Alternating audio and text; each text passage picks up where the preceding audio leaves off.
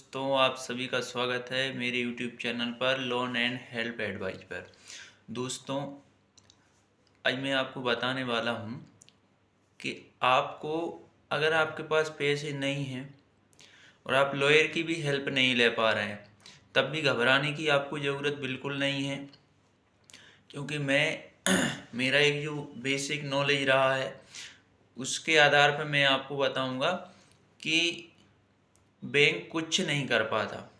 ना तो कोई केस कर पाता है बैंक, ना कोई अवार्ड पास। और अवार्ड पास करा के जब किसी के पास कुछ है नहीं तो सामने वाला क्या कर सकता है? फिर कुछ नहीं है, उस आदमी का कोई तोड़ नहीं है बैंक के पास जिसके पास पैसे नहीं है।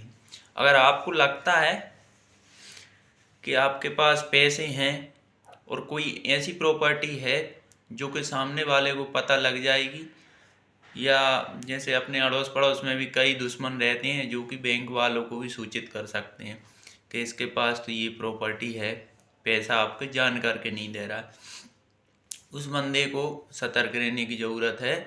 किसी के पास जॉब है उसको सतर्क रहने की ज़रूरत है, अच्छी खासी जॉब। छोटी मोटी जॉब तो 8-10 हज़ार रुपये महीने की सैलरी कोई मैटर नहीं रखती है। इतनी सी सैलरी में तो आदमी का घर का खर्च ही नहीं चलता मतलब।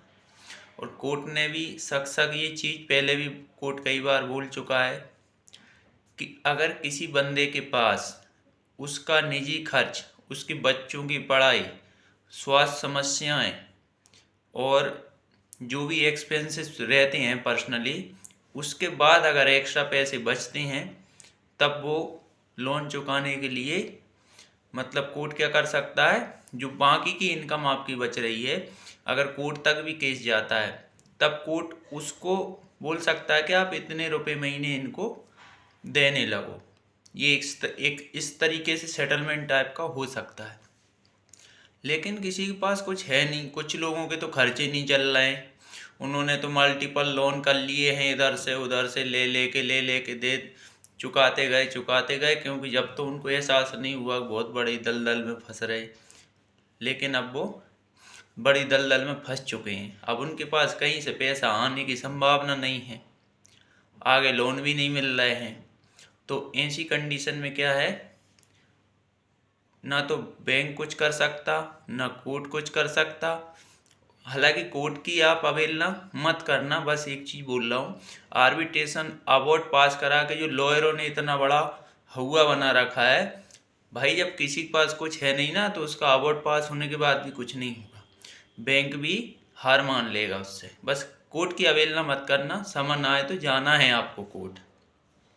कोर्ट अगर आप जाते हैं तो जज साहब आपकी वही परिस्थिति सुनेंगे, ऐसा नहीं कोर्ट चले गए तो आपको डायरेक्ट सज़ा हो जाएगी। बस आपको बेल जरूर करवाना रहेगी, ऐसे आप गए बस जमानत हो जाएगी, कोई ज़्यादा विशेष खर्च नहीं आता उसमें। जज साहब देख लेंगे एक बार कि हाँ भाई वास्तव में बंदी की परिस्थिति खराब है, उसका केस खारिज, तो बंदा फ्री। तो घबराने की आपको ज़रूरत बिल्कुल भी नहीं है ना। लेकिन समन आए तो कोर्ट ज़रूर जाएं आप। और आपको लगता है कि आप बात नहीं कर पाएंगे कोर्ट में, तो आप किसी भी वहीं पे गवर्नमेंट लॉयर रहते हैं उनका सपोर्ट ले सकते हैं।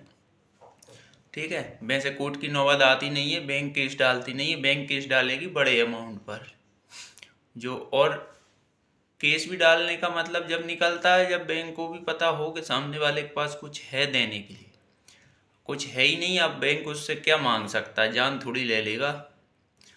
तो आपको घबराने की ज़रूरत नहीं है। और जो टुच्चे एजेंट आते हैं,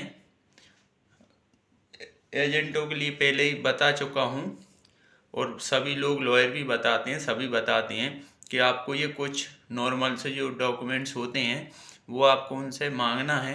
आप मांगेंगे ना तो ऑटोमेटिकली एजेंट एक दो विजिट में हावी रहेगा, तीसरी बार में ठंडा पड़ जाएगा। तो उससे भी आपको घबराने की ज़रूरत नहीं है, ना तो एजेंट मारते पीटते हैं। ठीक है, अब अगर आपके पास कहीं अच्छी जॉब है, गवर्नमेंट जॉब है, तब आप लॉयर का सपोर्ट ले लें। और लॉयर का अगर आप सपोर्ट नहीं ले रहे हैं तो एनपीए होने के बाद आपको अरेंजमेंट रखना है, आपको सेटलमेंट लेना है। ठीक है, अगर आपने लापरवाही दी बैंक केस कर देगा और इसमें आपकी सैलरी अटैच हो जाएगी। क्योंकि गवर्नमेंट जॉब होना एक बहुत बड़ी बात है। और प्राइवेट जॉब भी, अगर प्राइवेट लिमिटेड कंपनियों में आप जॉब कर रहे हैं, अच्छी सैलरी है, तब आपको लॉयर की सपोर्ट लो या मत लो, 3 महीने बाद एनपीए होने के बाद आपको जल्द से जल्द सेटलमेंट लेना है। उसमें आप लापरवाही मत करना। और बैंक ने एक बार कोर्ट में केस चला गया तो ये समझ लीजिए कि आपको लोन चुकाना ही पड़ेगा, क्योंकि आपके पास इनकम है और आप दे नहीं रहे हैं बैंक का, तो आपको चुकाना पड़ेगा। फिर इनकम नहीं है, जॉब नहीं है, बिजनेस ख़त्म, उस आदमी का ना तो बैंक कुछ कर सकती है, ना ही आर्बिट्रेटर कुछ कर सकता है।